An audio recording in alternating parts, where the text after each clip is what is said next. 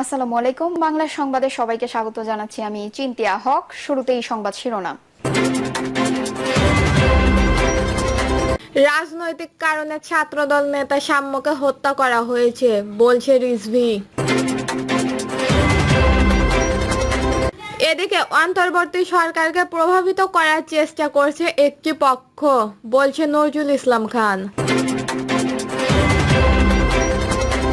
জানাবো সরকারকে জুলাই ঘোষণাপত্রের সময়সীমা মনে করিয়ে দিলেন হাসনাত। দেশের বিরুদ্ধে দেশি বিদেশি গভীর ষড়যন্ত্র শুরু হয়েছে বলছে জামায়াত আমির। এবং সর্বশেষ জানাবো 3 দফা দাবি আদায়ে কাকরাইলের মোড়ে জবি শিক্ষার্থীদের সমাবেশ শুরু। শুনছিলেন সংবাদ শিরোনাম, এবারে বিস্তারিত। রাজনৈতিক কারণে ছাত্রদল নেতা সাম্যকে হত্যা করা হয়েছে বলছে রিজভী। স্বাধীনতার পতাকা নিয়ে কথা বলায় ছাত্রদল নেতা শাহরিয়া আলম সাম্যকে হত্যা করা হয়েছে, এটি একটি রাজনৈতিক হত্যাকাণ্ড বলে মন্তব্য করেছেন বিএনপির সিনিয়র যুগ্ম মহাসচিব অ্যাডভোকেট রুহুল কবির রিজভী বলেন, 5 আগস্টের পর একটি পরিবর্তিত পরিস্থিতি আমরা সবাই একটু স্বস্তিতে থাকতে চেয়েছি। বিশ্ববিদ্যালয়ের ক্যাম্পাসের শিক্ষক ছাত্ররা নির্বিঘ্নে ক্লাসে যাবে, ক্লাস শেষে বের হবে। এখন কেন বিশ্ববিদ্যালয় এই অরাজক পরিস্থিতি? তরুণ ছাত্রদের লাশ ক্যাম্পাসের মধ্যে চলছে, রক্ত ঝরছে। এখন তো আর আওয়ামী লীগের দোসররা নেই। এখন যারা ক্ষমতায় আছেন সকলেই বিরোধী দলের, যারা গণতন্ত্রের জন্য লড়াই করেছেন, তারা সমর্থন করেছেন, তাদের এখন কেন লাশ পড়বে? গত পরশুদিন রাত 12টার সময় ছাত্রদল নেতা সাম্যকে ছুরিকাঘাত করে হত্যা করা হয়েছে। কি অন্যায় ছিল সাম্যের? আমার তো মনে হয় এখানে রাজনৈতিক কারণ আছে। 3 জন ভর করে সাম্যকেই কেন হত্যা করবে? কয়েকদিন আগে সে ফেসবুকে শাহবাগের জাতীয় সঙ্গীত বন্ধের জন্য একটি আন্দোলন চলছিল, তার বিরুদ্ধে এবং জাতীয় সঙ্গীতের পক্ষে একটি পোস্ট করেছেন। এটাই কি তাহলে সেই কারণ? বিএনপির এই মুখপাত্র বলেন, আমরা দেখেছি ফ্যাসিস্টবাদী আমলে পার্শ্ববর্তী দেশ আগ্রাসনের বিরুদ্ধে কথা বলতে গিয়ে আব্রাহামের হত্যা করা হয়েছিল। আজকে জাতীয় সঙ্গীত, জাতীয় পতাকা, 71-এর স্বাধীনতার পক্ষে কথা বলতে তার জীবন চলে যায়। অর্থাৎ দেশের পক্ষে যারা অগ্রসনের বিরুদ্ধে, দেশের স্বাধীনতার পক্ষে যারা জাতীয় সঙ্গীতের পক্ষে, তাদের জীবন চলে যাবে। আমি এজন্যই বলছি নিশ্চয়ই এর পেছনে কোনো রাজনৈতিক কারণ আছে। অন্তর্বর্তী সরকারকে প্রভাবিত করার চেষ্টা করছে একটি পক্ষ বলছে নজরুল ইসলাম খান।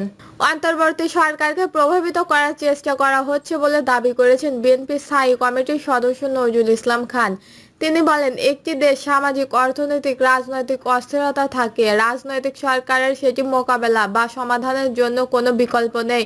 অন্তর্বর্তী সরকার বিষয়টি বোঝে। নজরুল ইসলাম বলেন, পরিপূর্ণ সংস্কারের পক্ষে বিএনপি, তবে একবারে শেষ করার বিষয় নয় সংস্কার, একটি প্রক্রিয়ার মাধ্যমে অংশীজনদের মতামতের ভিত্তিতে এটি হবে। বিএনপি সহ বিভিন্ন রাজনৈতিক দল সংস্কারের বিষয়ে প্রস্তাব দিয়েছে। ঐকমত্য যদি আগামী জুন বা জুলাইয়ের মধ্যে পৌঁছানো সম্ভব হয়, তাহলে ডিসেম্বরের মধ্যে নির্বাচনে বাধা কোথায়? কাউকে সুযোগ দিতে এবং সময় নির্বাচনে পেছানো হচ্ছে কি না, এমন প্রশ্নও তোলেন তিনি আরো বলেন, ফ্যাসিস্টবাদের ধারা নির্যাতিত হয়েছে বাংলাদেশের সব অঞ্চলের মানুষ। অনেক আগে থেকেই রাজনৈতিক দলগুলো এক দফায় দাবি জানিয়ে আসছে। বিএনপি দীর্ঘ লড়াইয়ের ফলাফল এই গণঅভ্যুত্থান। সরকারকে জুলাই ঘোষণাপত্রের সময়সীমা মনে করিয়ে দিলেন হাসনাত। ছাত্র জনতার তীব্র আন্দোলনের মুখে আওয়ামী লীগ সরকারের পতনের পর অন্তর্বর্তী সরকারের কাছে তরুণদের অন্যতম গুরুত্বপূর্ণ দাবি হয়ে ওঠেন জুলাই ঘোষণাপত্র প্রকাশ। তবে আগামী 9 মাস পার হয়ে যাওয়ার পরেও এখনো সেই প্রতীক্ষিত ঘোষণাপত্র প্রকাশ করেনি সরকার। সর্বশেষ গত 10 মে ছাত্র জনতার গণদাবির মুখে পতিত আওয়ামী লীগের সব কার্যক্রম নিষিদ্ধ করে অন্তর্বর্তী সরকার। একই সঙ্গে তারা জানান, আগামী 30 কার্যদিবসের মধ্যে জুলাই ঘোষণাপত্র প্রকাশ করা হবে। সেই ঘোষণার 4 দিন পার হয়ে গেছে ইতিমধ্যে। বিষয়টি মনে করিয়ে দিলেন শেখ হাসিনা পতনের সময় সক্রিয় ভূমিকা রাখা জাতীয় নাগরিক পার্টির শীর্ষ নেতা হাসনাত আব্দুল্লাহ। এর আগে ঘোষণাপত্র প্রকাশের তারিখ একাধিকবার পিছিয়েছে। অন্তর্বর্তী সরকার গঠনের প্রায় 5 মাস পর গত 31শে ডিসেম্বর শহীদ মিনারের ছাত্ররা একটি আনুষ্ঠানিক ঘোষণাপত্র প্রকাশ করার উদ্যোগ নেয়। কিন্তু তার আগের দিন রাতে সরকারের জরুরি প্রেস ব্রিফিংয়ে জানানো হয় সরকার নিজেরাই জুলাই ঘোষণাপত্র প্রকাশ করবে। সে সময় ছাত্র জনতার কর্মসূচি স্থগিত করে 15ই জানুয়ারি পর্যন্ত সময়সীমা বেঁধে দেয়, কিন্তু প্রতিশ্রুতি পূরণে ব্যর্থ হয় সরকার। এবার ফের আন্দোলনের মুখে 30 কার্যদিবসের সময় ঘোষণা করেছে সরকার। রাজনৈতিক বিশেষজ্ঞরা বলেন, এই সময়ের মধ্যে ঘোষণাপত্র না এলে নতুন করে ছাত্র জনতার রাস্তায় নামার সম্ভাবনা রয়েছে।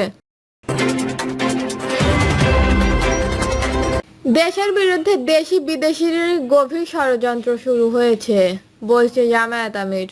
দেশের বিরুদ্ধে দেশি বিদেশি গভীর ষড়যন্ত্র শুরু হয়েছে বলে মন্তব্য করেছেন বাংলাদেশের জামায়াত ইসলামী আমির ডক্টর শফিকুর রহমান। তিনি বলেন, বাংলাদেশ দেশ একটি ক্রান্তিকাল অতিক্রম করে এসেছে। দেশের শান্তি ও স্থিতিশীলতা বিনষ্টের অপচেষ্টা চালানো হচ্ছে। দেশের সবাইকে সজাগ ও সতর্ক থাকতে হবে বলে উল্লেখ করে জামায়াত আমির বলেন, জুলাই আন্দোলনের মাধ্যমে গড়ে ওঠা ঐক্য বুকে ধারণ করে মানবিক বাংলাদেশ গড়ে তোলার কার্যকর ভূমিকা পালন করতে হবে। তিনি সংগঠনের দায়িত্বশীলদের উদ্দেশ্য করে বলেন, দেশের প্রতিটি ব্যাপারে আপনাদের সাধারণতা অবলম্বন করে চলতে হবে। সর্বাবস্থায় ধৈর্য সহনশীল মহান আল্লাহর ওপর তাকওয়াত ও ইনসাফের উপর ধীর থাকার চেষ্টা করতে হবে। কোনো কথা এবং বক্তব্য মন্তব্য করার সময় সর্বোচ্চ সতর্কতা অবলম্বন করতে হবে। কোনো উস্কানি কিংবা অপ্রীতিকর ঘটনায় জড়ানো একেবারেই ঠিক হবে না। সর্বোপরি সব শ্রেণী পেশার মানুষদের সঙ্গে নিয়ে মানবিক বাংলাদেশ গঠনে কার্যকরী ভূমিকা পালন করতে হবে। আশা করি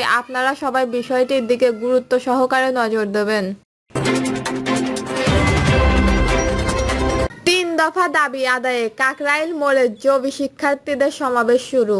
3 দফা দাবি আদায়ে পূর্ব ঘোষিত কর্মসূচি অনুযায়ী রাজধানীর কাকরাইল মোড়ে অবস্থান নিয়েছেন। সমাবেশ শুরু করেছে জগন্নাথ বিশ্ববিদ্যালয়ের সাবেক বর্তমান শিক্ষার্থী ও শিক্ষকরা। শুক্রবার সকাল 10টা থেকে কাকরাইল মসজিদের উত্তর পূর্ব প্রান্তে জড়ো হয়ে থাকেন শিক্ষার্থীরা। এখানে জুমার নামাজ পর গণ অনশনে বসার কথা বলেন শিক্ষার্থীরা। বৃহস্পতিবার রাতে কয়েকজন শিক্ষার্থী এখানেই ছিলেন। শুক্রবার সকাল 9টার পর থেকে একের পর এক শিক্ষার্থীরা আসতে থাকেন।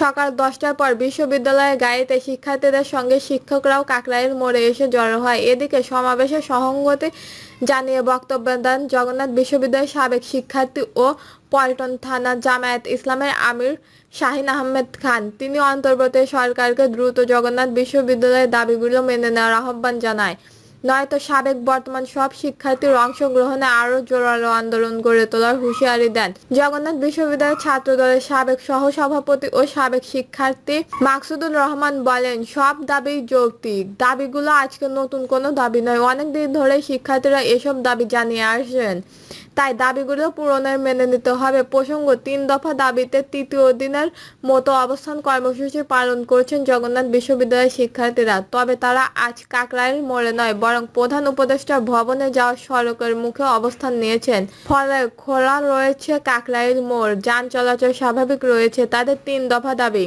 আবাসন ব্যবস্থা নিশ্চিত না হওয়া পর্যন্ত জগন্নাথ বিশ্ববিদ্যালয়ের ৭০% শিক্ষার্থীর জন্য 2025-26 অর্থবর্ষ থেকে আবাসনিক বৃত্তি কার্যক্রম করতে হবে। জগন্নাথ বিশ্ববিদ্যালয়ের 25-26 অর্থবর্ষের জন্য প্রস্তাবিত পূর্ণাঙ্গ বাজেট কাটছাঁট না করেই অনুমোদন করতে হবে। 3.